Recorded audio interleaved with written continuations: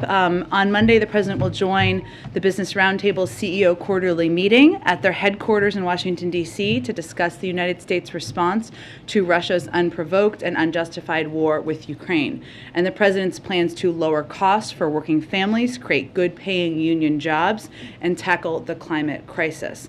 On Wednesday, as you all know, he will travel to Brussels, Belgium, where he will have a packed Thursday.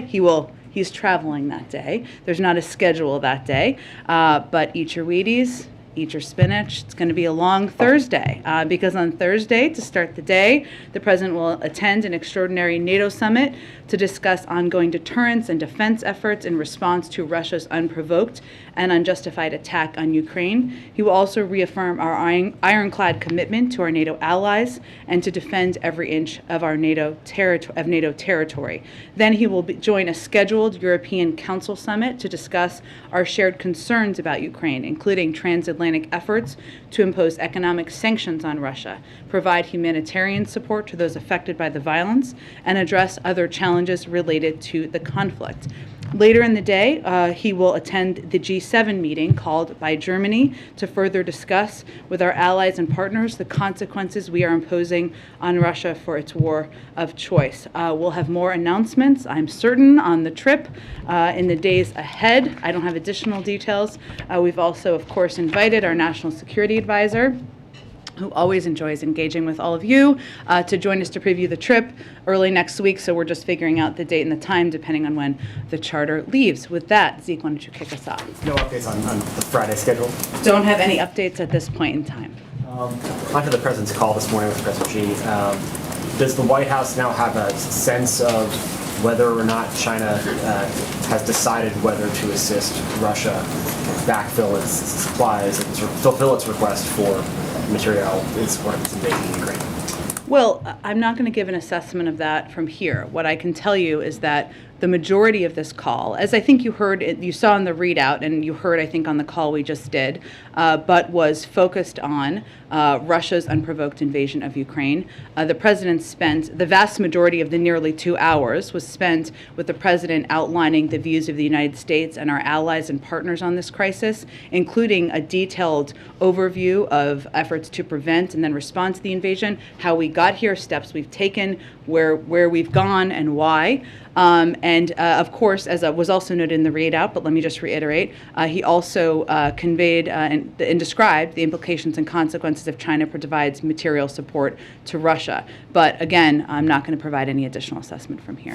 The President has cast the efforts to sort of build up the Western alliance as sort of a democracies versus autocracy. One very large, the largest democracy in the world, is in fact buying Russian oil right now at a discount, expanding its purchases, taking advantage of the situation. Does the White House have any response to India's purchases there, and does the President plan to reach out to the Indian government to try to get that decision reversed? Well, we have not, we made a decision about banning the Russian import of oil. Every country has not made that decision, and we recognize that, and they have different economic reasoning as to why different countries do, including some in Europe. We have been in touch, of course, with Indian leaders at a range of levels, not through the President. If that happens, we will, of course, provide that readout and information to all of you.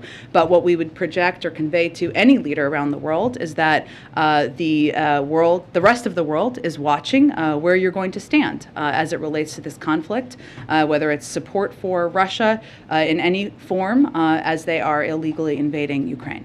And on a different topic, on COVID, really funny, we saw this week Pfizer request a EUA for a fourth shot or a second booster dose for seniors, and Moderna last night boosters for all adults and other boosters. Does the federal government have the money right now to purchase the doses needed to give everyone the boosters? Should the FDA and the CDC clear that? Well, just to reiterate some of the pieces of where the process is. So the CDC does recommend fourth doses for the immunocompromised. Well, it hasn't been, of course, as you noted, approved for others, and they're running a vigorous data-driven process. And right now, over 100 million Americans have been boosted. Millions more have not done so and are eligible to do so and need to get boosted. But to go to your question, we've been clear we need additional funding from Congress. You've heard me talk about that a fair amount in here, including for the possibility of a fourth dose or a variant-specific vaccine. So we would indeed need additional funding to ensure that can be widely available. Go ahead. During the readout of this call, a senior official said that the president was really sort of laying out his assessment of the situation to President Xi, that he was making clear the implications of certain actions, but that President Biden wasn't making specific requests of China. Why not, and given the stakes here? Because China has to make a decision for themselves about where they want to stand and how they want the history books to look at them and view their actions. And that is a decision for President Xi and the Chinese to make. Given the growing concerns about China possibly aligning with Russia, would you say it's more concerning at this point that they would help Russia resupply, help Russia with military equipment, or that they would offer economic support to help Russia evade sanctions? Any of those would be concerning to us, but I'm not going to give a rank order assessment of which we're more concerned about. And you don't have a sense that China may be leaning more in one direction or another? Not an assessment I can provide from here.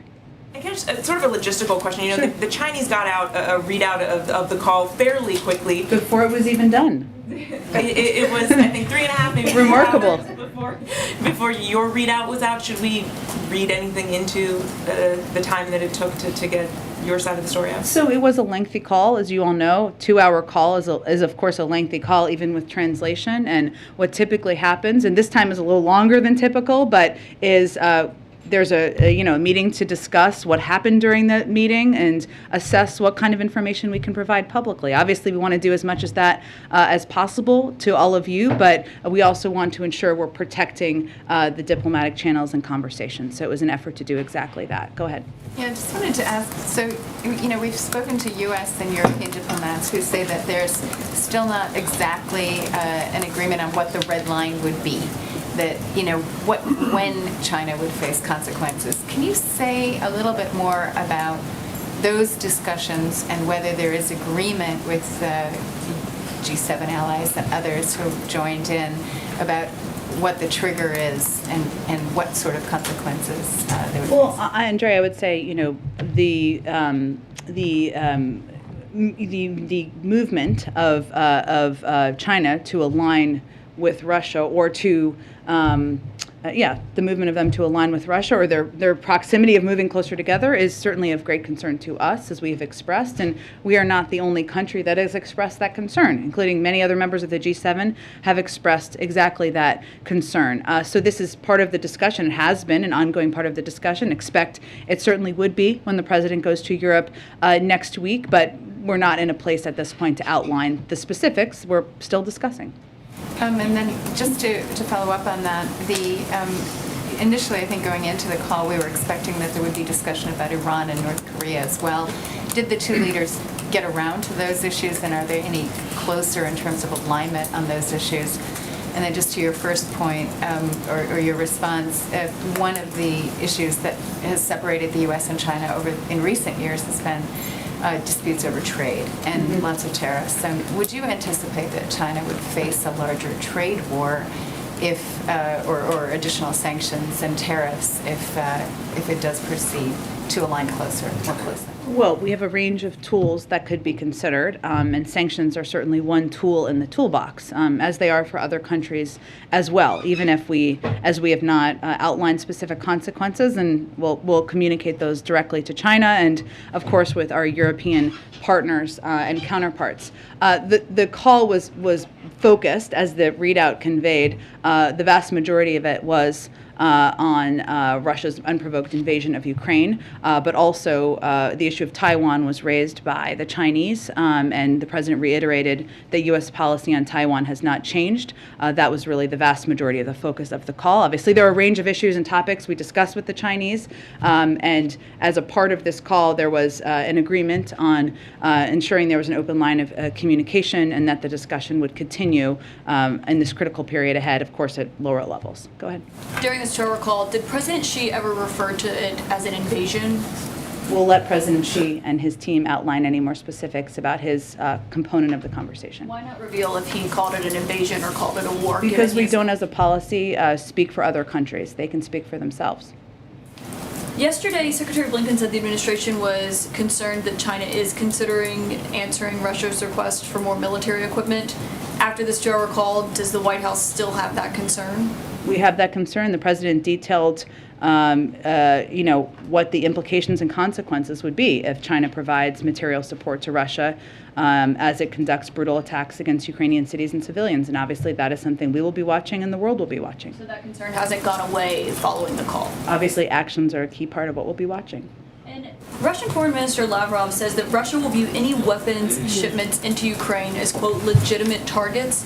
Obviously, President Biden just authorized $800 million in more security assistance, aka weapons potentially going into Ukraine.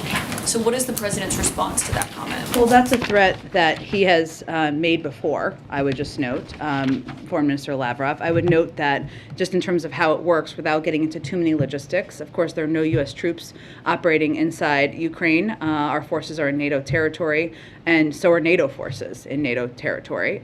So as we're talking about the operations of the movement of convoys and the movement of assistance, those are not the bodies that would be moving those assistance within Ukraine. So beyond that, though, I would say, of course, we watch closely what the actions are, the continued escalatory actions of the Russians, and we will watch closely if they follow up on that threat. I would remind you all that all of the convoys are not just moving military assistance; many of them are moving humanitarian assistance as well, food, and other aid that is getting to people who have been injured through this brutal invasion. I guess the question is, how concerned are you about being able to get all $800 million of that assistance that's obviously so critically needed into Ukraine? Well, we continue to have the means of getting that assistance in, and we have effectively been doing that in recent days, so we will continue to work through those channels. Thank you. Go ahead. Thank you, Jen. Did President Biden directly ask President Xi if he intends to help Russia? Well, he made clear what the implications and the consequences would be if China provides material support to Russia as it conducts brutal attacks against Ukrainian cities and civilians. And that made clear what the consequences would be should they do that. But did he ask, do you intend to help Russia, yes or no? I think making clear what the consequences are make clear we don't want them to do it. So can you offer any explanation for why the U.S. still has concerns after this call? Because we'll continue to watch until we see what actions they take or don't take. And following up on Andrea's question, does the administration view any distinction between financial support and military support for Russia? Or will the consequences, will there be consequences regardless of what kind of aid? We would watch closely, and we would be prepared for there to be consequences, but we would look closely on what it is, and we would align with our partners around the And world. is it going to be escalatory consequences like we've seen with Russia? Again, I'm not going to get into a hypothetical at this point in time. We'll have those discussions directly with the Chinese and directly with our European partners. And one more. Short of getting any guarantees from China that they are not going to help Russia, and short of China condemning Russia for its actions, what is it about the call that President Biden thinks went well, as he said to one of my colleagues? I think it was an opportunity for the president to convey directly what our detailed efforts have been, what we have seen on the ground, how we have responded to the invasion, why we have the significant level of concern that we have, and also to convey very directly, leader to leader, what the implications and consequences would be if Russia provides material support. And that leader to leader engagement, an opportunity for there to be a continuing discussion, certainly the president sees as a positive development. Go ahead. Thank you, Jen. A couple of days ago, you described javelins and stingers as defensive weapons and MiGs and planes as offensive weapons. So how do we classify the armed drones that we're sending? I would remind everybody that Russia is invading Ukraine, not the other way around. Ukraine is not invading Russia. They are not going into a foreign country and invading that country. And what we're sending to Ukraine is security assistance, all of it, and weapons that they are effectively using to defend their country against Russian aggression. And that is how all of this material would be categorized. In that sense, then wouldn't MiGs also be defensive since Ukraine is defending itself from attacks from Russia? Well, again, this is all assessments made by our Defense Department, but I would tell you that as it relates to the transfer of fighter planes from a U.S. base in Germany into contested Ukrainian airspace, where our military and intelligence community determined the benefits provided to Ukraine's defense are low and the risks of escalation are high, that is how we assess that. But also, those type of planes would be a different category of military assistance. It seems like we're splitting hairs over semantics in terms of how we're classifying some of these weapon systems. And obviously the president's gotten some criticism from both sides of the aisle for even when he takes action, sometimes doing it after there's been a lot of political pressure, for instance, on imposing the sanctions, on sending the Stingers and the Javelins, on banning Russian oil. So if there's any chance that the U.S. is going to facilitate the transfer of MiGs in some way, why not just do it now? Well, I think we've outlined pretty clearly why we've made the decision not to do that, including the fact that they have multiple squadrons of planes that they can utilize, and the fact that, most importantly, the types of assistance that we've been providing, anti-armor, anti-tank, anti-missiles, is what is effective in fighting this war on the ground. That is why we've provided that assistance. None of the weapons we've sent to Ukraine could be used to launch an invasion of a country like Russia. That's a fact. That's why we call them defensive weapons. That's why the Defense Department calls them defensive weapons. And I would remind everybody that they are the country that are under attack. I want to move on to the Iran talks. This week the president said that we are crippling Putin's economy with punishing sanctions that are only going to grow more painful over time. But the State Department said that the administration would not sanction Russian participation in nuclear projects that are part of the JCPOA. So how does the administration justify calling for such strong sanctions on Russia but giving them a pass when it comes to Iran? Isn't that hypocritical in some sense? There's absolutely no pass given. They're not getting additional assistance or sanctions relief of any sort. They have an implementation role. They've had an implementation role in the past as it relates to the Iran nuclear deal, and that is certainly what we would be talking about in this regard. But for clarity purposes, there's absolutely no additional sanctions assistance that Russia would be receiving that is outside of the Iran nuclear deal.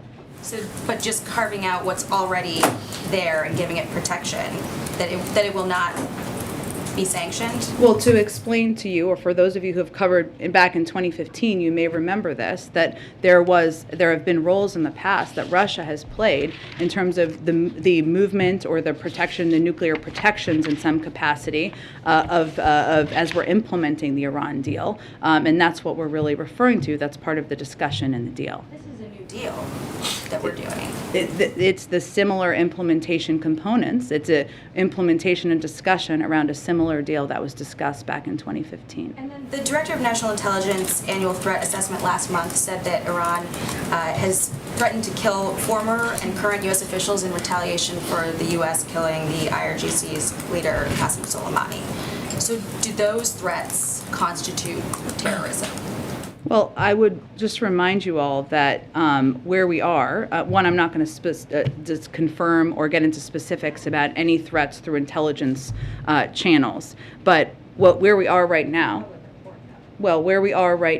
is that not only has Iran's nuclear program advanced, but their behavior in the region and beyond has gotten more aggressive, including by the Islamic Revolutionary Guard. So the notion that the actions of the past administration pulling out of the Iran nuclear deal has cut down on the actions or the escalatory behavior of the Iran Revolutionary Guard is inaccurate. The Iranian government has actually doubled their budget or something like that. So the notion that the approach that the status quo is effective and making us safer just doesn't bear out in any form of facts.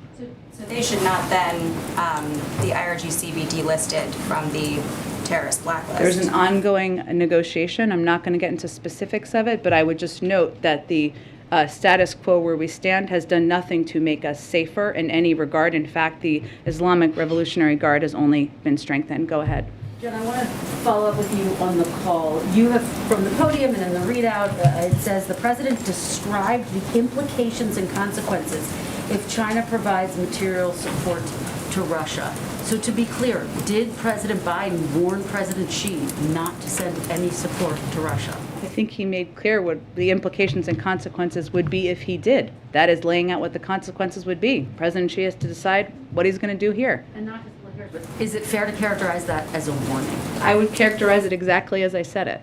And did President Biden and President Xi discuss the possibility of lifting sanctions and or tariffs as a way to get China on This was board. not about carrots. This was about laying out what the implications and consequences would be. Did the president step away from the phone call and have a sense that he can work with China as it relates to Ukraine? Well, I think he came away feeling that he had conveyed clearly what the implications and consequences would be, and also that he had the opportunity to lay out specifically what steps we've taken, why, and what we're seeing on the ground. And he also said that we would continue conversations task the teams to continue conversations. So that indicates that we will continue to engage with them. I want to follow up with you on something we've been discussing Sure. throughout the week, the issue of refugees. Newsweek has reported that the U.S. is actually detaining Ukrainian refugees in ICE detention centers, those who are seeking entry into the country, which seems like a contradiction of President Biden saying that he would welcome them here. Can you tell us why this is happening and what's being done? I can't confirm any specific cases. I'd point you to the Department of Homeland Security. But what I would say is that we are still implementing our immigration laws at the border. That means that Title 42 is in place, and for individuals who come through, abnormal migration, we approach that through the same laws and implementation. When the president says he would welcome refugees, of course he would, but they have to apply through the refugee programs. Understood, but do you acknowledge, Jen, that detaining them is a contradiction to President Biden saying he would welcome them with open arms? Well, again, Kristen, we implement and we our immigration laws across the board, no matter what country you come from, and that has been our case and approach from the beginning. Welcoming refugees means applying through the refugee process. And again, as I've said in here, we are looking at a range of options, including providing a broad range of humanitarian assistance to the countries where the vast majority of refugees are going. Is it a priority for President Biden to address this situation so that refugees are not being detained at ICE detention centers? Well, again, we are continuing to apply our immigration laws at the border. And so refugees who want to come to the United States, of course we would welcome Ukrainian refugees. That is why, but they have to apply through the existing programs. There's an ongoing discussion about what programs or what steps we could take. And we certainly, that's an important conversation and process internally. Where we have put all of our efforts to date, the vast majority of them to date has been on providing a historic amount of funding to countries in the region, including a huge amount, billions of dollars that has been approved through the omnibus bill the president just signed into law to make sure that the countries that are welcoming the vast majority of these refugees have assistance and support and aid that they need. Jen, you mentioned Taiwan. Will the U.S. deliver javelins and stingers on time this year to Taiwan? Can you answer that? I don't have any update for you on military assistance to Taiwan. I would point you to the Department of Defense. A separate question real quick. The White House, is it aware of ongoing destruction and vandalism of Catholic churches across the United States, statues as well? Is the president aware of that destruction taking place right now across the U.S.? Most recent examples in Florida at the Holy Family Catholic Church, in Royal Oak, Michigan, St. Mary Catholic Church, in Georgia, Sacred Heart Catholic Church, all vandalized, destroyed. Well, I can assure you that the President, the White House, and the United States would oppose any destruction or desecration of religious institutions of any kind. And certainly Catholic churches, the President himself is a Catholic, of course. Does the President believe that perhaps Pope Francis could play a role in mediating an end to this Ukraine crisis, the war? I just don't have anything on Pope Francis's role. Obviously, we're focusing our efforts at this point in time and engaging with our European allies and counterparts around the world. Go ahead, Ashley. If President Biden does not make a second stop on his trip abroad next week, as has been rumored to Poland or some other place, what would be the reason? Would it be security concerns? Would it not be wanting to visit refugees at the border to draw resources away from that crisis?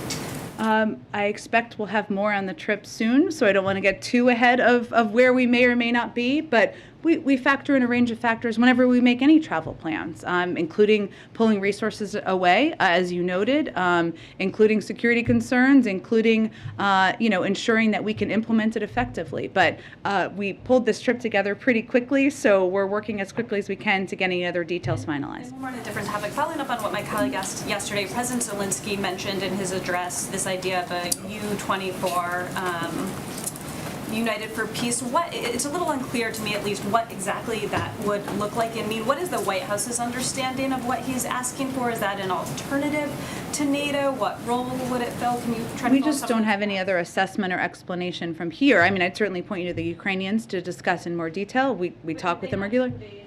I would let them speak for their own proposals. Go ahead. Jen, when the president spoke to President Xi, did he set out any particular benchmarks by which he would measure their compliance, either financially on the arms issue, any time frames out there? What, in other words, did he come to some kind of understanding or declaration to President Xi about how he would be measuring success?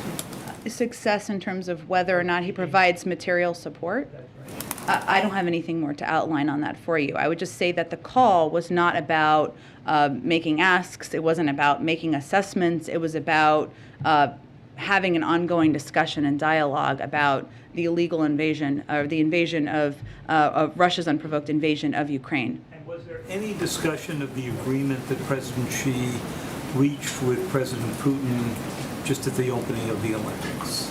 I just don't have more details on the call to read out beyond what we've conveyed to date. Go ahead. Yeah, what can you say about the severity of the implications and consequences for Russia, for China, if they do indeed, in the estimation of the U.S., provide material support to Russia? I mean, are these to the level where it should really make China think twice before assisting Russia?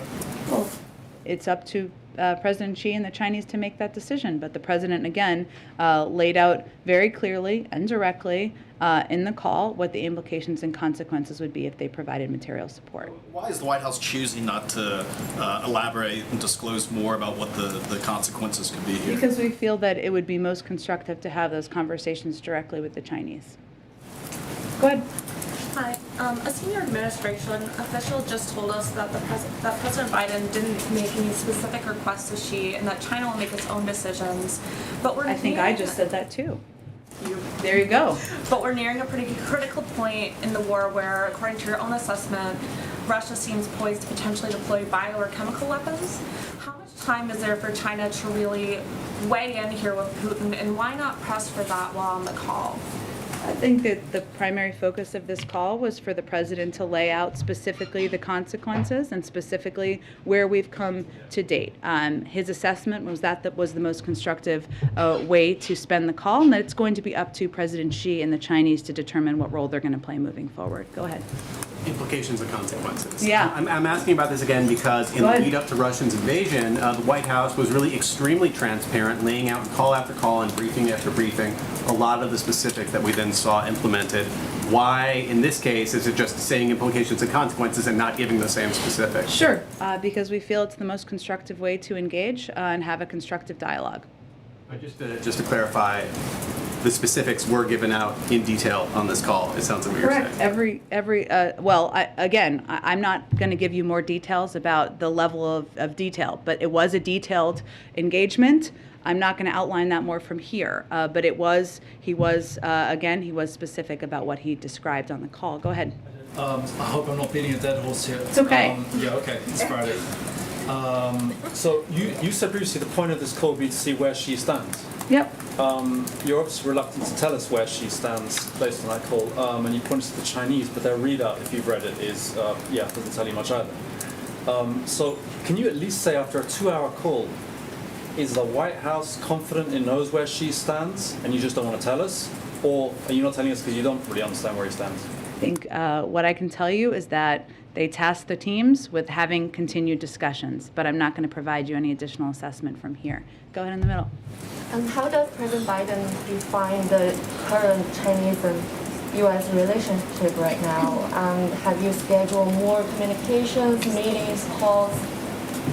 Yeah, they tasked the teams to follow up on today's conversation in this critical period ahead. I don't have anything in terms of when that will take place, but that was part of it. Go ahead. And following the recent Texas primary election, the AP is reporting that roughly 13% of ballots were discarded following, new statewide election laws. Mm-hmm. One, is the White House concerned about these new numbers, and has the White House put in any new plan to try and get some sort of federal voting rights legislation or executive order into implementation? Well, certainly we will continue to stay, we remain committed, the President and the Vice President remain committed to doing everything we can to get voting rights legislation passed and move forward. And these reports are certainly a reminder of how important that is. In terms of the specifics of it, I'd really point you to the Democratic Party Committee on the political side of this, and I will see if our team has any other specific reaction from here. Other question. We know next week the Supreme Court nominee Judge Ketanji Brown Jackson will be going forward with hearings. There's some new accusations from Capitol Hill. Some Republicans still saying that she soft on crime. Senator Josh Hawley, for instance, saying that she soft particularly on sex offenders. What is the White House's response to these new accusations, and are you at all concerned that it might taint public view as we go into hearings next week? I think as we broadly look at it, I mean, after weeks of trying hard to find some way to attack Judge Jackson for saying that she was an affirmative action pick, then saying she was the product of dark money, then saying she should be suspect because she was a public defender, a group of far-right Republican senators, as you noted, have launched a last-ditched eve of hearing desperation attack on her record on sentencing in sexual offense cases. What is important here, I think, are the facts. And the facts are that in the vast majority of cases involving child sex crimes broadly, the sentences Judge Jackson imposed were consistent with or above what the government or U.S. probation recommended. And so this attack that we've seen over the last couple of days relies on factual inaccuracies and taking Judge Jackson's record wildly out of context. It dishonestly took a snippet of a transcript out of context when in fact Judge Jackson was repeating something a witness said in order to ask a question about their testimony. It also omits that the Sentencing Commission report mentioned was unanimously approved by the Commission and is by law, which is by law bipartisan with equal representation. So we're going to continue from here to reiterate what the actual facts are, and we hope that those who are taking this process seriously or state that they are taking this process seriously will also look to the facts and not disingenuous attacks. Go ahead. Thanks, Jen. 2 questions about COVID. You talked earlier to Zeke's question about the additional funding being needed to ensure that the 4th dose boosters will be widely available. Secretary Becerra said today that hopefully soon the government will be telling parents of kids under 5 that they can get their kids vaccinated, and he said that will also put strain on the system. Is there any chance that the vaccine doses for the kids under 5 wouldn't be available if this COVID money doesn't come through? It's not about available. I think it's about making them free. Because obviously these companies are going to produce doses if and when at some point, as a mother of a child under 5, God willing, soon, making them available. What we want to be able to do is continue to make them free. So that is where our focus and our concern is. And obviously beyond that, for people who are uninsured, for people who don't have the resources to cover the cost of a 4th dose or a vaccine for their kid or otherwise, this is pretty important that we move this funding forward so that we can continue to provide these type of programs across the country. If there isn't additional funding, would this be the first age group that would not get free shots potentially? Like, are you counting on that money to make sure that those doses are? I'd have to check with our COVID team on it. Obviously, they look, since it hasn't been approved yet, what we've been able to do is outline for you what programs would have to be ended or halted and the timeline of them, but I can check with them and see if there's any specific planning for this. But obviously, if we don't have funding, it's hard to make vaccines for anyone free. Go ahead. There a report earlier today that Iran secretly set up a banking and finance system to get around the U.S.-led sanctions. Wondering if the U.S. has a response to that, and if you think it might complicate the negotiations over the nuclear. I'd have to check with our team on that. I don't have any confirmation of the accuracy of that, so let me check with our team and see if we have concerns and what our response would be. Earlier this week, you were asked whether Jake Sullivan, in his conversation with his Russian counterpart, brought up the hostages at Chernobyl. You said you checked. I'm just wondering if you had any updated. I did mean to get back to you on that. I apologize. So let me venture to do that this afternoon. Go ahead. Thanks, Jen. 2 questions. First, on the call, there have been in recent days concern voiced by U.S. officials about China amplifying Russian disinformation about the situation there. Did that come up on the call? What was said? I just don't have more details. We've obviously been very vocal about our concern on that front, but I don't have more details about whether that was part of the discussion. And secondly, an update on earlier this week, the second gentleman tested positive for COVID. Can you give us an update on the vice president? Has she tested again since? She did, and she tested negative again today. Go ahead, Patsy. Thanks, Jen. You mentioned that on the call, the president focused on Ukraine. The Chinese side raised the issue of Taiwan. Obviously, you're not giving us any specifics on sanctions, export controls and such, but was there a discussion about broader trade relations between the U.S. and China. And then I'll have a follow-up question specific about American investments in Chinese tech firms after that. Well, the vast majority of the call was about those two topics. So beyond that, I don't have more to read out for you, but that was really the focus of the call. Okay, and so a couple of administration officials have been advocating that the president issues an executive order that would ban American investments in Chinese tech firms. What is the status of that? What is causing the delay? Does it have anything to do with the TikTok Oracle deal? Is there an anticipated timeline? I don't have any update or preview of what that looks like at this point in time. Go ahead. One more thing on the global pandemic response. Yeah. With the House of Representatives slashing the $5 billion that you've asked from the omnibus bill, do you have a plan B in trying to meet the goal of delivering what the rest of the 700 million now out of the 1.2 billion doses that you have pledged? Well, I can certainly check on how many of those have already been purchased, which I think would be a helpful piece of information, but there is not a secret fund that we have not told you about to continue to provide the type of free programs we have in the United States or to provide the level of international assistance that we would like to continue to provide. But let me check and see of those doses we've committed if there is a set number that have already been purchased. If there's no more money, then there'll be no more doses other than the ones that's already been purchased, because there might not even be any money for the delivery of those doses that have already been purchased, We need additional funding to continue to be the arsenal of vaccines in the world. Go ahead. Thanks, Jen. I wanted to go back to the Supreme Court nomination Sure. hearings for next week. Can you talk, in the president's schedule, you didn't mention that, and obviously he's not testifying in the nomination hearing. No, not that we're tracking, but yes. Can you talk about how this White House is preparing, how Judge Jackson is preparing for next week? How the president will be involved, given he's got a lot going on next week as well.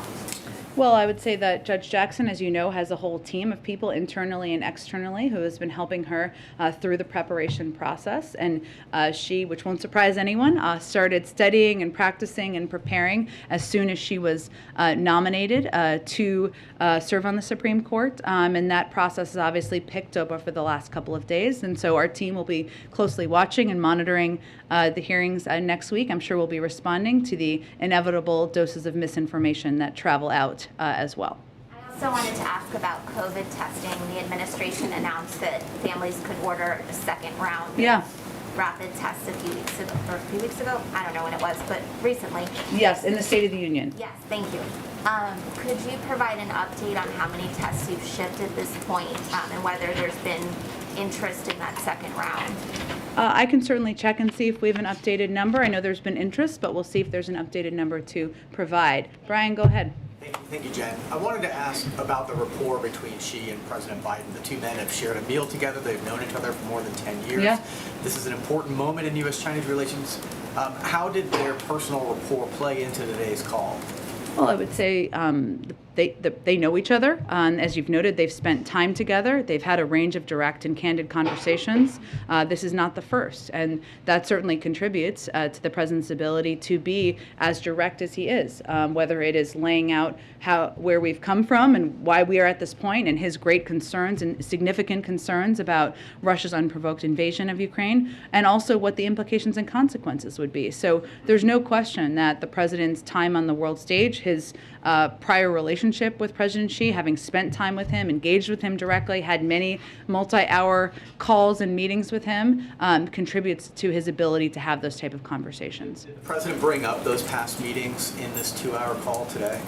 I don't think there's a reason to bring them up. They both know that they've had past meetings. I think it just starts the meeting from an understanding of where the other is coming from. Go ahead. Yeah, in the first event with the president today, why didn't the president choose to address the phone call personally between he and President Xi? Because it was about a different topic.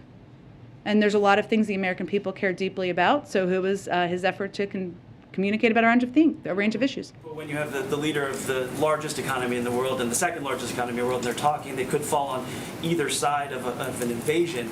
The American people might want to hear directly from the president. Well, we've provided a range of updates, briefings, readouts, and hopefully you all will be effective, as I'm sure you will, in communicating that to the American people. One more thing, on the call, did the president push China about business, the Chinese companies doing business in Russia?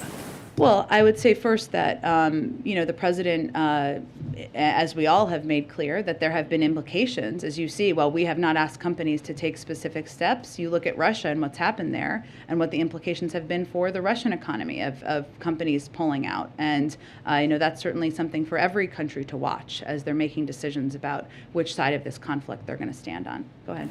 Thanks, Jen. Poland is calling for an international peacekeeping mission in the Ukraine. Is that something the U.S. would entertain or support and possibly participate in? I'd have to get more details on what that looks like. I'm happy to talk with our national security team about that. And then I have like a fun Friday question. Okay. The House passed the Crown Act, which bans discrimination based on hairstyle. Is this something the administration supports? Would they sign it into law if the Senate passed it? I have seen that. I have not talked to our legislative team about it. I'm happy to do that, and we'll see if we can get you a fun Friday answer back. Go ahead. In response to the mistreatment of African immigrants that were fleeing Ukraine, the White House did put out a statement a couple of weeks ago saying that they received assurances from the UN, Ukrainian authorities, and governments that they're committed to the fair and equal treatment of those seeking departure. But doubling down on what are those assurances, because we're still hearing a lot of stories of incidents that are happening with those who are trying to flee. Well, I think it is something we continue to watch closely, and we have seen reports of that we are concerned about. So we would just raise those concerns we have directly, and we felt it was important to put out a public statement at that time to follow up on. Just a couple more questions. One, how soon can we expect the president to sign the anti-lynching bill? I can check and see what the timing. I know we were waiting for the vice president, I think, to get back from travel, but yeah. And then lastly, about a quarter of Americans not vaccinated or partially vaccinated. Numbers aren't really budging.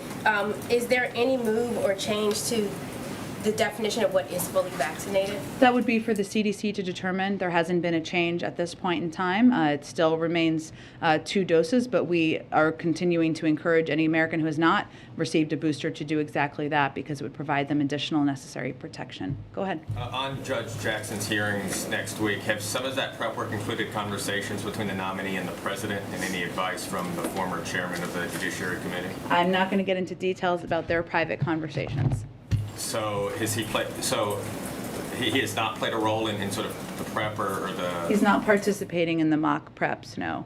But he is certainly excited about her hearings next week and being confirmed to serve on the bench. Thanks, Jen. I've got a quick clarification and then 2 questions about presidential conflicts of interest in foreign affairs. The first brief clarification is the New York Times reported this week that the first son remains under criminal investigation. Does the president still intend to stay out of that case? Yes, it's the Department of Justice, and I will point you to them. And my 2 questions about conflicts of interest in foreign affairs. First, I have a question about Russia, and then one about China.